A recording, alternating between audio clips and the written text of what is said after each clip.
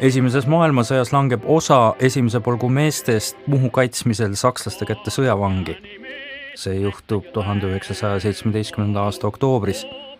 1919. aastaks on need mehed vangide vahetuse tulemusena Prantsusmaale jõudnud. Märtsis püütakse seal moodustada oma väeosa ja tulla sõdima Eestisse, kuid ligi 400 meest üle Euroopa koju toimetada on ütlemata keeruline, sest side kodumaaga ja sellest tulenevalt asjaajamine väga katkendlik. Koju pääsevad nad alles pärast vabadussõda. Nii on nad Prantsusmaal Ameerika vormis, käe peal väike Eesti embleem, moodustatakse puhkpilliorkestreid ja laulukoore. Hiljem aitavad need mehed laadida USA Euroopa ladudest Max Rabinovi hangitud kaupu laevadele. Seegi on väikseks abiks väikesele riigile.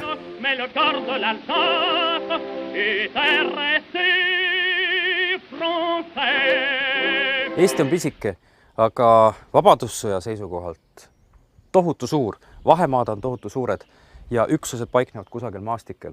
On vaja koordineerida nende tegevust, on vaja teada lahingtegevuse tulemusi ja edasi anda käske. Kasutatakse kullereid, ratsakullereid, käskjalgu.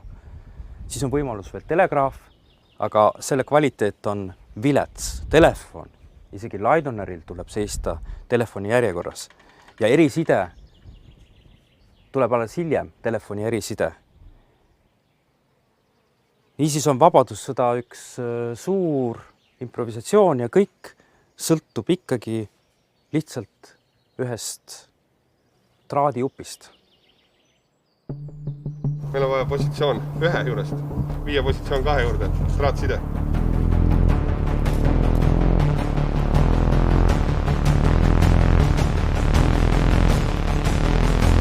Et ka järgneva 100 aasta jooksul tänapäevani sõjaväed, kui neil on võimalik valida, kas kasutada raadiosidet või kaabelsidet, valivad tavaliselt kaabli.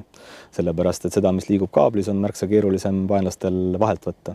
Raadiosidet tuleb alati krüpteerida, see võtab aega, on keerulisem ja nii, et kaabel oli toona tõesti ka vabadussõjas üks peamiseid sõjaväe operatiivjuhtimise vahendeid. Sidekaabli rinde käsu eskadronile tagasi teel võitles 2 punaväelasega. Ta ratsutas oma hobusel tütar.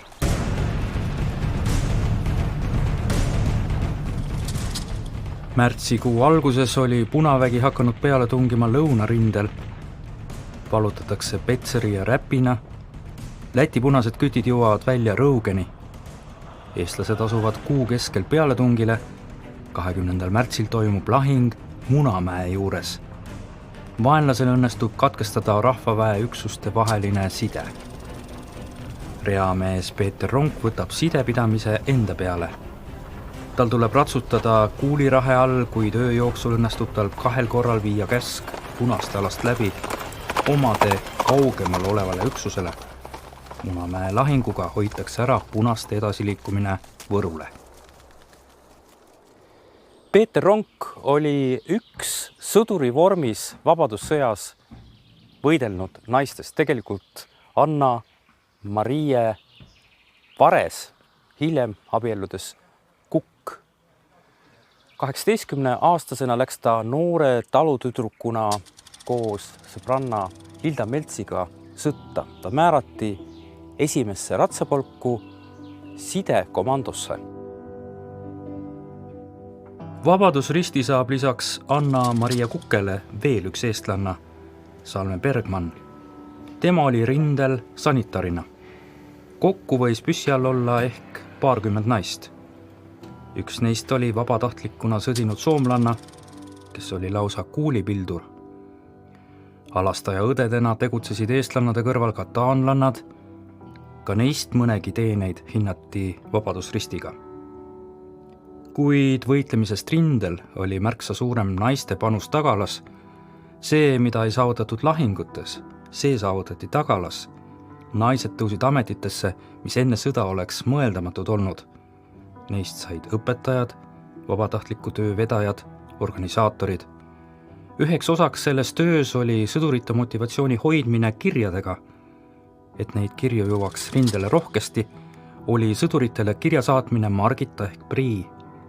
Mõni osavam sulemees suutis kirjavahetust pidada 10 neidisega. See, mis palvet teile ette julgen kanda, võiks olla küll, et väga imestate ja vihastate, aga ärge haigeks jääge. See on minul küll raske küsida, aga kui teil päevapilti on, saatke üks minule, mida mina omaga kohe vastama saaksin. Rauateras ja ehitustarbeasjade kaupluse omanik Vahtmeister kirjutab juba 3. detsembril 1918, et on valmis aitama. Ta kirjutab, et minul on soov meie uut riiki toetada ja posti asjus oleks ettepanek teile oma kaupluse kassasse postmarkide ja nii edasi müük ilma miski tasuta, sest et Suur-Tartu maanteel postijaoskonda jälle avada oleks kulukas ja siin kõik see suurem linna elutsoon on, kus palju rahvast liigub ja siis oleks ka rahval kergendus sellega. Kui 19. aastal saadeti siis 781 000 telegrammi Eestis, siis samal ajal liikus umbes 40 miljonit kirjasaadetist. Sinna alla kuuluvad ka ajalehed, ajakirjad, aga neid võis olla ligikaudu kuskil, ma arvan, 7 miljonit. Nii et liikus päris palju, et see 40 miljonit teeb umbes 110 000 ühikut iga päeva kohta. Armas Ants, kas oled veel elus ja kui ta käsi käib, kirjuta kui võimalik mulle paar sõna. Nüüd lugesin lehest, et saab kirja saata, saab näha, kas tuleb su kätte.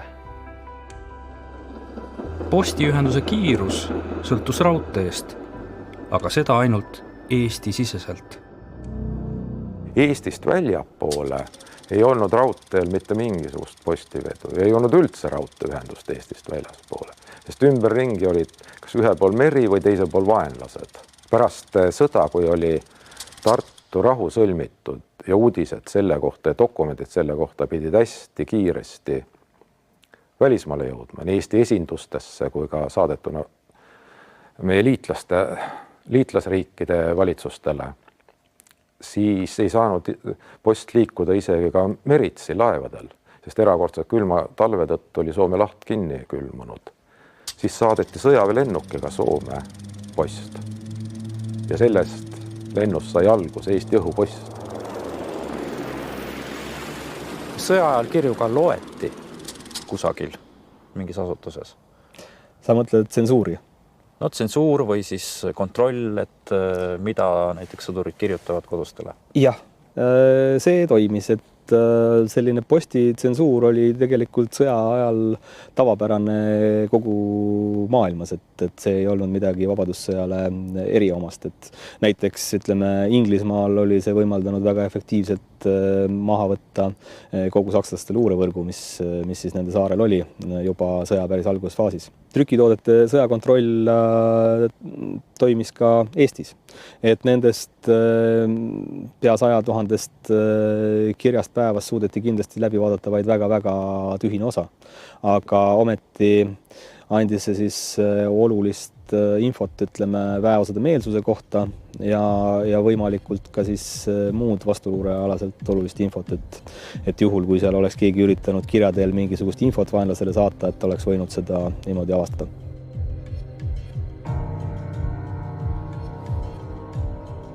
Kirju on lugenud kõik hilisemad võimud, kui on kaheldud lojaalsuses.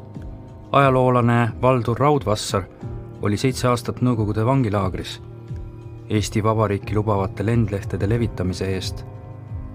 Võrumaalasena on tema erihuviks Munamäe lahing. Te oletegi päämees siin või? Jaa, ma päämees siin, jah. Teile on see. Aitüma, jaa. Ma arvan, et võib-olla on sellest abi. Vaatasime monumenti siin.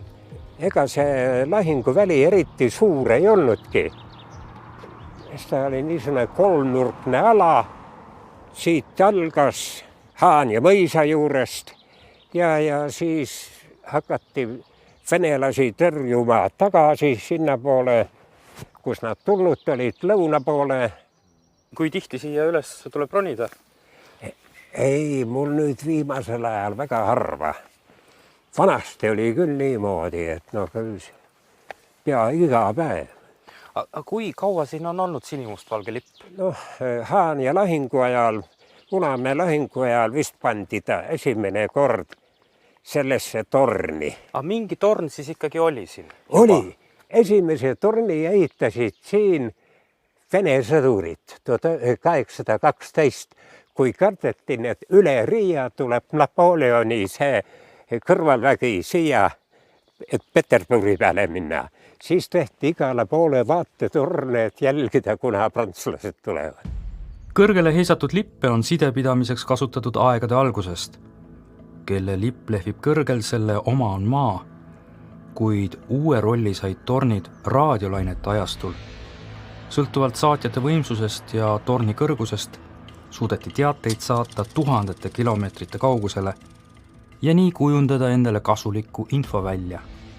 Vabadussõja alguses oli Eestis üks raadiojaam Tallinnas. Nii püüdsid eestlased mitmel korral kinni raadioteateid, milles vaenlane andis teada, et Eestis käib kodusõda. Side vahelt võtmine, side segamine, katkestamine olid vaenlase võitmisel olulised. Teated tuli koostada nõnda, et neist saaks aru vaid sõnumite saatja ja vastuvõtja. Kui miski info aga ise levima hakkas, tuli teadete edastamist ka piirata. Nõnda kontrolliti ajakirjandust, loeti eraisikute telegramme, et aga telefonisidet ei saanud kontrollida, keelati see 20. detsembril 1918 eraisikutel üldse ära. Meil on siin merelt tulnud telegrammid Laidonerile ja ma hakkasin neid lugema. Esiotsa tundus, et see on miski salakeel, aga siis on ikkagi täitsa äratuntavad sõnad, nii ja naa. No siin on tegus ühe tüüpilise näitega sellest, et miks pärast seda šifreeritud sidet kohati ei armastata, et siin võivad tekkida vead, võib midagi minna valesti. Ja nagu siin ka tehtud on palutud seda sama teksti korrata ja seda teksti ongi korratud ja teisel korral on siis õnnestunud šifreerida ja on tulnud kena lahtine tekst sellest välja. Tegelikult juhul, kui oleks olemas vaenulik signaalluure, nagu me tagantjärgi teame, siis tegelikult Punane pool sellega eriti ei tegelenud vabadussõja ajal. Kui ta oleks tegelenud, kui need kaks šifreeringut kõrvuti panna, annab see juba olulisi võimalusi selleks, et edasi minna, sest on teada, et see tekst, mis seal on, peaks olema üks ja seesama. Šifreeritud teksti ja juba avatud teksti korraga alal hoida ei tohtinud. See šifreering põletati alati ära, kui ta oli avatud. Milline võis olla see šiffer? Ma eeldan, et sõjavägi kasutas peamiselt erinevaid kooditabeleid. Aga samal ajal 19. aastal mõeldi Eestis välja ka üks selline tore riistapuu, mille patenteeris insener Vaher ja mida vähemalt 20. alguses kasutas siis meie välisministeerium. See oli siis, siin on tegu replikaga praegu. Kujutas see endas siis kartongi, kus olid siis 5 paigal olevat tähestikku ja 5 sellist tähestikega liistu, mida sai erinevatesse positsioonidesse panna vastavalt siis ette antud koodsõnadele. Ja neid erinevaid asetumusi on siin tegelikult päris palju, et peaaegu 12 miljonit. Sidepidamisel vajatakse oma keelt, oma süsteemi, et info jõuaks kohale ja oleks üheselt mõistetav. Raportid peavad liikuma üksuste vahel. Käsud peavad jõudma ülevalt alla, raportid alt üles. Ja positsioon 2 kuuldel. Kella 12 suures läheneb kontakt, moon on otsakorral. Selge, sain kontakt kella 12 moona juurde vaja. Side lõpp. Nii sünnib 26. veebruaril operatiivstaabi korraldusel tikkude ehk tääkide ning mõõkade lugemise kord. Tikud on roodus ja maaluurajate komandodes alal olevad püssidega varustatud reamehed. Tikkude hulka ei tule mitte lugeda sapööri, side, kuulipilduja komando ja tööroodu mehi. Mõõgad on ainult need ratsahobustega, püssidega ja mõõkadega varustatud ratsanikud, kes reateenistust kannavad. Relvadest on ta teada ainult sellest, mis rikkis ei ole.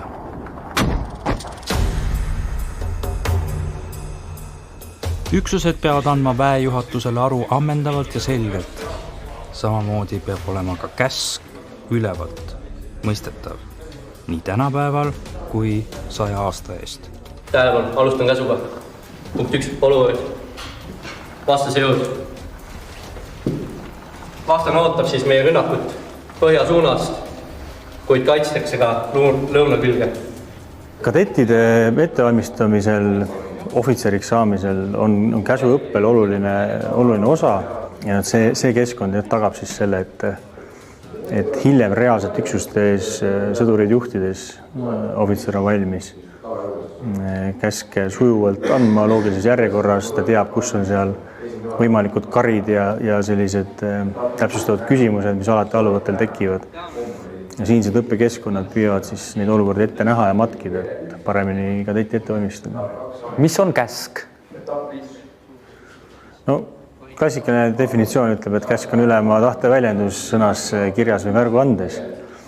Praeguses kontekstis me räägime operatsioonikäsust, mis annab raami ja aluse väeüksusele, allüksusele kõrgema, ülema ja plaani raames mingi sõjalise tegevuse elluviimiseks.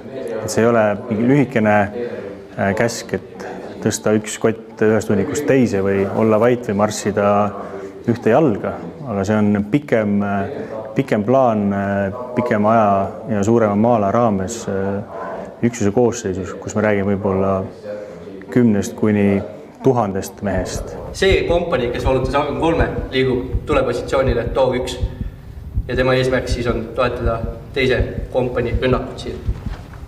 Käsk on standardiseeritud. Tänasel päeval toimides NATO koosseisus on meil selleks eraldi lausa NATO standardiseerimislepe, mis määrab ära väga täpselt, kuidas meie käsk on üles ehitatud. Esimene jalaväebrigaad ründab ja hävitab eelistatult siis alistab vastase raadioside ja elektroonilise võitluse üksusi. Eesmärgiga siis takistada vastasel luuretegevust siis Tapa suunal. Päris tõsiseks, nagu tõeliselt vihaseks läks Punaarmee pärast Valgat. Ja selle omakorda tagajärg oli siis see, et see juhatas sisse sõja, nüüd siis juba 3. etapi, milleks olid kevadised lahingud Lõuna-Eestis. See oli kõige hirmsam surve, kui Punaarmee üritas siis likvideerida nüüd juba nagu tagalasse jäänud mingisugust ootamatut Eesti Vabariiki, kelle sõjavägi aina tugevneb. Jõudu Eesti piiridele aina suurendati, tõmmates teda ära jällegi mujalt, kaasa arvatud Kuramaalt, mis võimaldas valgetel jõududel ehk Landeswehril, kellest hiljem küll meie vaenlane sai, aga sel hetkel objektiivselt võttes liitlased, kergendas jällegi nende peale tulekut. Aga sõjalises mõttes Munamägi on olnud tähtis? On küll. See on ja nii, et võib üteldagi, et oleme nii geograafiliselt kui ajalooliselt väga tähtsas kohas. No, Baltikumi kõrgem tipp ja teiseks Eesti vabadussõda oli ikka alusse paneja Balti rahvaste vabanemisele. Ei oleks lätlased oma jalule saanud ja vaevalt leedulasedki. Et tookord oli mingi õnnistus antud, et eestlased äkki taipasid, kas nüüd või mitte kunagi. Ja muidugi väga õige oli too, mida nüüd tahetakse hoopis vastupidiseks keerata ära ja olid ikka haruldased juhid tookord. Nii peaminister, ülemjuhataja, need olid tõesti ikka väga õiged inimesed. Laidoneri tähelepanu oli ka siis 99 aastat tagasi märtsis Võrule pühendatud, sest rinne seisis Narva taga nagu raud, sealt Punavägi läbi ei pääsenud ja pidi siis siit lõunast tulema sealt läbi Läti või siis sealt idast Pihkval poolt. Nii et Võrumaa sõdis nagu Eesti riiki kahel rindel, idarinne ja lõunarinne. Ja kõik need nagu sihid olidki siia Munamäele sihitud. Rõuge langes juba paar päeva varem ja nüüd Laidoner saatis kõikvõimalikud jõud siia Võrumaa rindele. Ja kõigepealt toodi 19. märtsil esimene ratsarügement, kes kandis punaseid pükse, teine ratsarügement kandis siniseid pükse ja nemad hakkasid Võru raudteejaamast kohe hommikul siia poole tulema. Tee ei olnud tookord nii sirge, käis sinka-vinka, ööd oldi Kasaritsa mõisas ja siis midagi veel ei teatud, kas vaenlane on ees või ei ole. Ja saadeti siis julgestusgrupp ette ja see koosnes peamiselt ainult ohvitseridest. Väike grupp mehi, need ratsutasid siia poole ja rääkisid omavahel ja kui nad said siin Haan ja Mõisa kivihoonete vahele, äkki tõmmati neile tuli peale. Ja selle asemel, et nüüd varjuda, siis nad ehthusaari kombel andsid hobusele kannusseid ja tõmbasid mõõga valli ja keerutasid vaenlasele peale. Nõnda oli mõnigi lahing vabadussõjas võidetud. Sel korral kanti raskeid kaotusi. Sealjuures oli eelsalgas palju ohvitsere. Sestap oli edasises lahingtegevuses veelgi suurem puudus juhtidest. Eesti sõjaväe suurus vabadussõja lõpuks oli ligi 80 000 meest. See näitab seda, et valdav enamus neist meestest, kes said linna- või vallavalitsusest mobilisatsioonikutse, läksid välja, täitsid oma kodanikukohust, tegid, mida oli vaja. Ja nendest meestestki ju väga suur osa oli juba esimese ilmasõja kogemustega. Aga neid kõiki pidi ju juhtima. Ja staabitöö on spetsiifiline töö, see ei ole lihtsalt käskude andmine, et minge sinna, tehke seda. See on suur organiseerimistöö, mis nõuab oskusi ja kogemusi. Seda tolleaegse nimetusega tõeliselt oskasid seda teha niinimetatud kindralstaabi ohvitserid, kes olid kindralstaabis õppinud rahuajal. Ja neid oli Eestis väga vähe. Märtsikuised lahingud Võru rindel kestsid mitu päeva. Ülemjuhataja Laidoneri otsused sõltusid rindelt laekuvatest raportitest.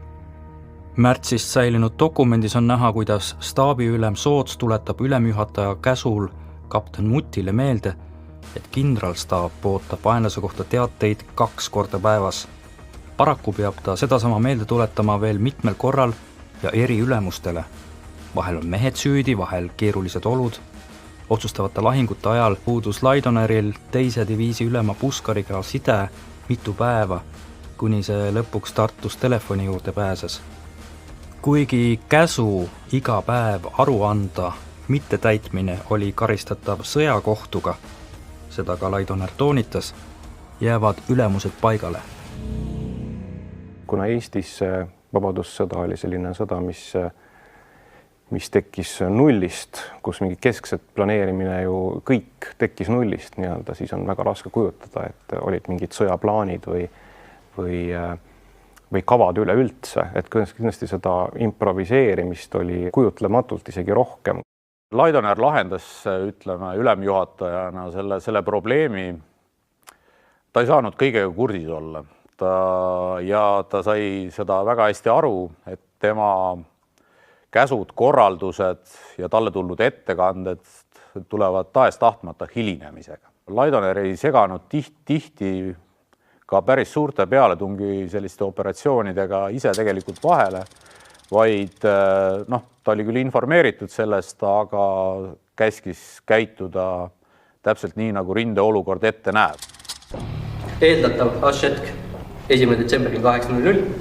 Argon 3 peab olema hõivatud, vallutatud. H+6, H+12 oleme faasi maigis. Mis saab siis, kui käsku ei täideta? Kas üldse on käsuandja jaoks oluline küsimus või see on juba midagi?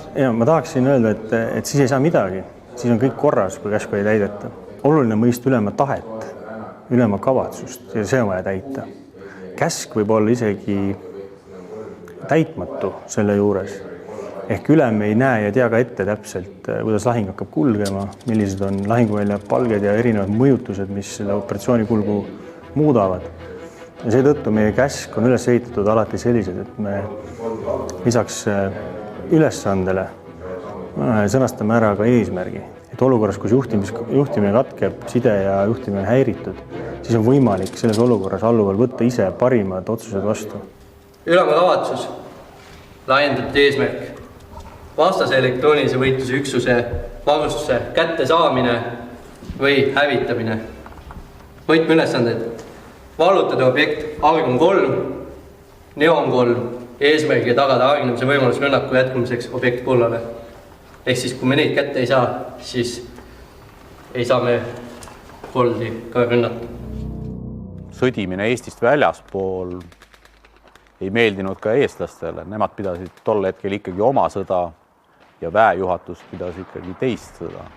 Tolle hetke eestlase mõttemall oli Narva rindel ikkagi Eesti piiriks on Narva jõgi ja Setumaal kuidas kellegil, aga igal juhul ei olnud sellena ei mõeldud Irboska-liini, kuhu siis 1919. aasta kevadel juba jõuti ja sinna see rinne ka enam-vähem sõja lõpuni püsima jäi koos mitmete edasitungidega Pihkva suunas, Porhovi suunas, Stara ja Russa suunas, Ostrovi suunas. Ja see sõda oli juba eestlastele nagu arusaamatu. Mida Laidoner jaanuaris oli tahtnud ajada vaenlane välja Eesti territooriumilt, on märtsi lõpuks teoks saanud. Ägedate lahingutega tõrjutakse vaenlane Riia Pihkva kiviteeni, võetakse endale oluline punkt Petseri. Siis aga tuleb teede lagunemise aeg, mis mõlemad pooled paigale sunnib. Laidoneri kindel soov on pidada nüüd sõda puhveralal. Siiski pole reameestele Eesti piiridest väljumine mõistetav. Kirjades näeb sõdurite trotsi, nad ei mõista Tallinnast tulevaid otsuseid ja sageli ka keelt, mida kasutatakse. 1, 2, 3, 0. Ma olen käin staabist läbi, hoidke oma positsioone ja reorgiga oma mehed siis paus. Omaette küsimus oli, millises keeles pidada sidet. Näiteks lõunaeestlane ei saanud aru, kui talle öeldi too ämbriga vett, talle oli vaja pange. Vabadussõda ühtlustas eesti keelt. Nüüd ei piisa Eesti relvajõududes enam ühest keelest. Rahvusvahelistel õppustel ja ka Kaitseliidu õppustel, kus välismaalased kaasa löövad, tuleb suhelda inglise keeles. Nii saavad kõik justkui aru, kui tõlkes kaotsi minemise võimalus on ometi olemas. 00, siin 11. Kas autonumbriga 053? Me nägime siin just välitelefoni sidet. Tõenäoliselt 100 aastat tagasi kasutati samasugust süsteemi. Jaa, 100 aastat tagasi oli kasutuses samasugune süsteem. Need on nüüd natukene uuemad telefonid küll, aga ka ütleme samast ajajärgust. Ja miks nad on meil täna veel kasutuses? Nad on hästi töökindlad. Ja siin on tegemist hetkel posti pealt sidepidamisega ja et mitte kasutada siis selleks raadiojaama, et ei oleks magnetlaineid kiirgust. Selle jaoks ongi kasutuses selline välitelefon siin veel ka täna. 100 aastaga on sidepidamise põhimõtted ka vahendid enam-vähem samaks jäänud. Mida selgem on käsk, seda kindlam tulemus. Mis siin täna toimub? Momendil oleme siis Tori linnavalitsuse juures, kuhu on püsti pandud Läänemaa kaitseringkonna juhtimiskeskus, mis juhib siit õppust nimega Orkaan 13. Õppus toimub korraga 3 malevas, katab siis ära ka 4 maakonda ja osalevad siis siin õppusel Pärnumaa maleva kaitseliitlased, Saaremaa maleva kaitseliitlased ning Hiiumaa ja Läänemaa kaitseliitlased. On mitmeid tsitaate vabadussõja aegsetest ja vabadussõja järgsete ohvitseride suust ja sulest, kus nad arutavad täpselt sel samal ülesande keskse juhtimise temaatikal, kuivõrd mingisugused plaanid või käsud jäid täitmata seetõttu, et alluvad ei mõistnud ülemate tahet ja kavatsust, ei saadud aru nii-öelda suurest lahinguplaanist. Ja ma näen, et tegeleti nende samade küsimuste dilemmadega ja ma usun, et üksuste juhtimine, planeerimine suurel määral ei erine sellest, kuidas me seda täna teeme.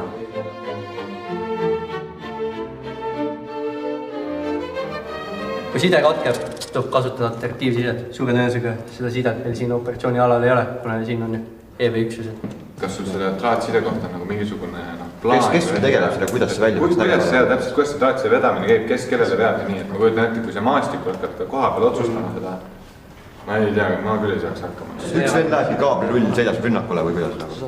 No see ongi nii.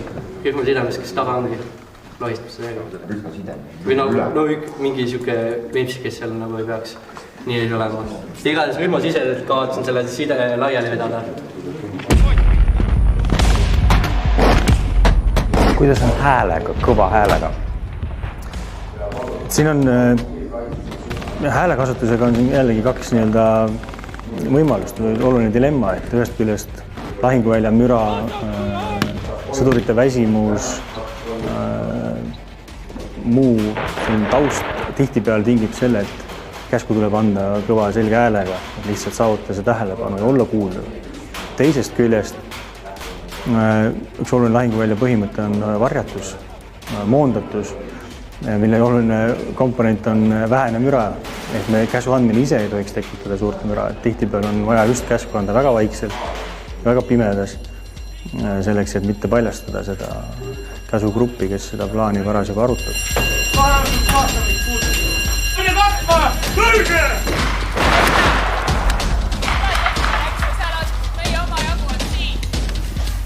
Kui on juba lahing, siis seal tegelikult enam varjata midagi ei ole.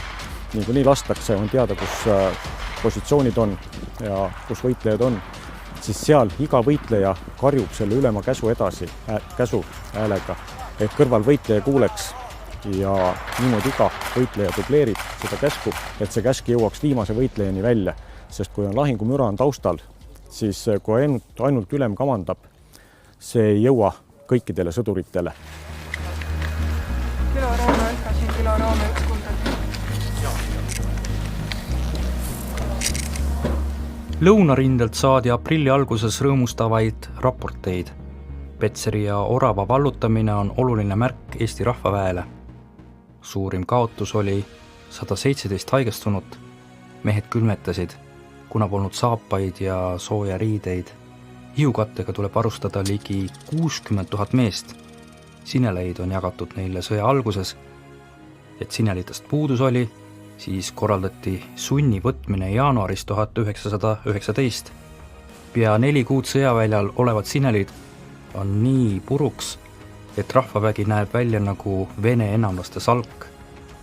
Vaja on 200 000 meetrit riiet. Side välismaailmaga oli katkendlik ja lünklik. Küsiti küll katkematult abi, aga seda ei tulnud ikka. Larka oli mures, et talveriietest tulnud mehed ei suuda kasukates suvel sõdida. Kuid märts on olnud külm, kohati on kraadiklaas näidanud kuni 10 külmakraadi.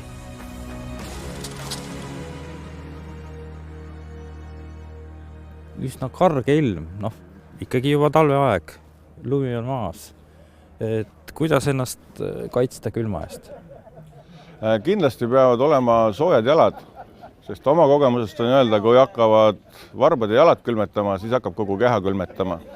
ja kui sul ei ole kaasas korralikku kindaid või oled nad ära kaotanud, siis on vahva, kui sa alati oled ette mõelnud ja pannud seljakotti tagavarakindad, sest kui sul hakkavad näpud külmetama, siis ei suuda sa käsitleda oma relva, ei tunneta enam ja lõpuks võib minna ka väga halvasti, võid saada külmakahjustuse. Et meie kliima kõige hirmsam ilm on, kus ajab lörtsi, vihma, kui riided on niisked, märjad, raske on neid metsas kuivatada ja see mõjub motivatsioonil alati kõige halvemini.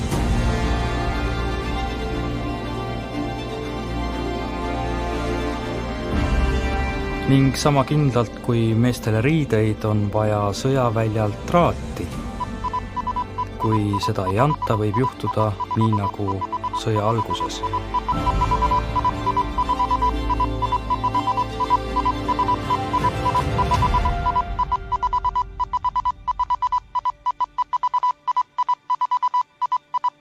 Saakad, mis mul jalas, need on tibla jalast võetud. Tibla sai palja jalu peitsi taha aetud. Saakad, mis mul jalas, need on tibla jalast võetud. Tibla sai palja